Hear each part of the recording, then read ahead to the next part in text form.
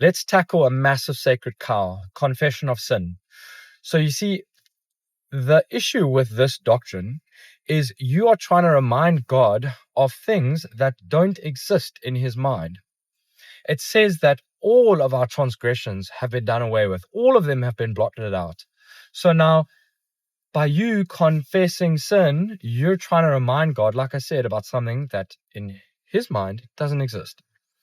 And also, what happens when you're confessing sin, you are operating according to the knowledge of good and evil. You are back under the law. And the whole point of the new covenant is to free you from the system of good and evil, free you from the system of the law. But now if you're confessing sin, that means you are operating against a standard. You are comparing yourself to a list of rules, a list of behaviors that you believe you have not met. Now, the only way for you to know you have sinned is to be law conscious. And Paul calls the law the ministry of death, the ministry of condemnation. So by you living under the law, you are only ever going to have condemnation. You will never break free. It does not matter how many confessions you do. You will never, ever, ever be free from guilt and shame.